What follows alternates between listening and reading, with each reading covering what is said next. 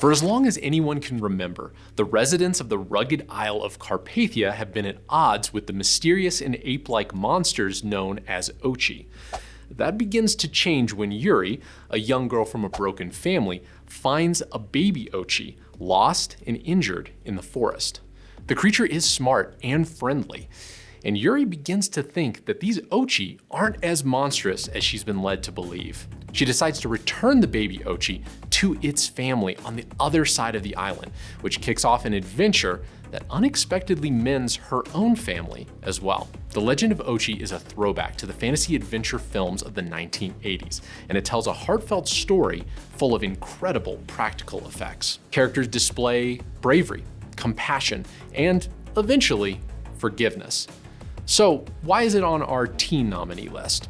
Well, like its 80s movie predecessors, the language found in this film, while infrequent, can get harsh.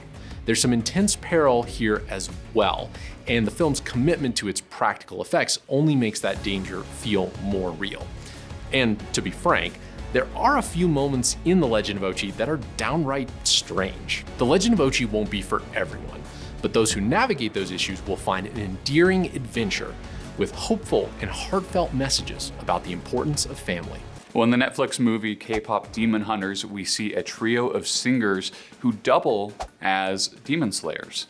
Now, these singers do this to protect the world, but when the demons decide to form their own K-pop band in order to draw fans away and corrupt them that way, well, they're not really sure what to do, especially one of the members who is hiding some secrets of her own.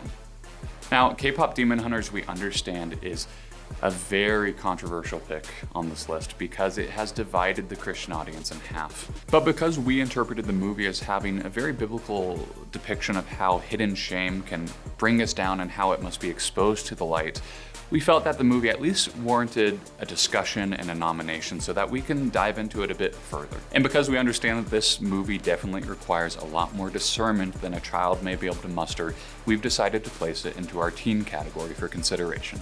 Everything is going great for the Fantastic Four on Earth 828.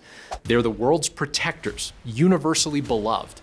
What's more, Reed Richards and Sue Storm, two members of the team, have found out they're pregnant. Yes, everything is, dare I say it, fantastic. That is, until they learn about a very large, very hungry cosmic being named Galactus that is coming to devour their world. Figures, right? In the Fantastic Four First Steps, Marvel's first family joins the MCU canon in a film that majors in family and dials down typical Marvel movie content concerns. Now, that isn't to say that there are no content concerns. Superhero movie violence shows up, as well as some foul language as well. And viewers, quite understandably, might wish that one character, the Silver Surfer, would put on some more clothes. But the movie is cleaner than most superhero flicks, and families with teens will be able to enjoy a fun movie with strong messages on the beauty of family. So the quote-unquote heroes in Thunderbolts are not very heroic. You're dealing with assassins. You have a shamed Captain America. You're dealing with a whole bunch of really, really flawed fallen people. And in some ways, that's the point.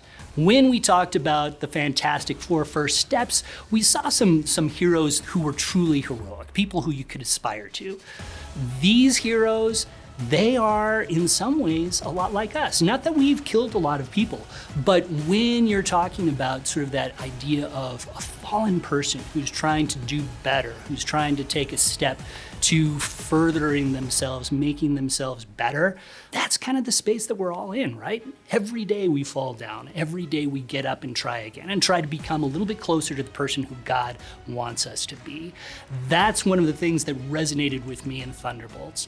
The other thing that I really loved about this movie is that the main villain is essentially mental illness. That I thought was very, very resonant, especially in a time when you're looking at depression and anxiety are sort of running rampant, especially among teens. So the message feels incredibly timely.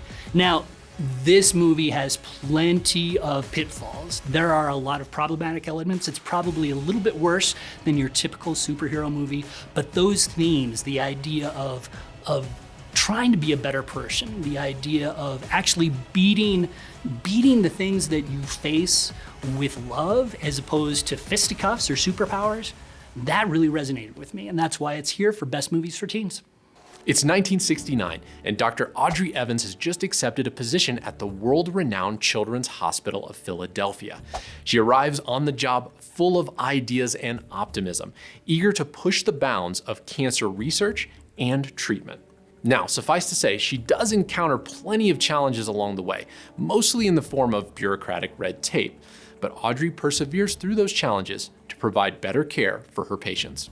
Audrey's Children is an inspiring biopic about the people who changed the lives of sick children and their families for the better. We see characters display compassion, selflessness, and a tireless pursuit to give their patients better care. And while not its focus, the film does hold up the Christian faith in a positive light.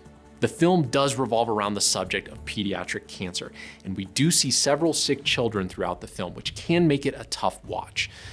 That said, most of the content concerns found in this movie should be pretty navigable for teens. And who knows, this story might even inspire those same teens to follow Dr. Audrey Evans' example and seek out ways to better care for those around them.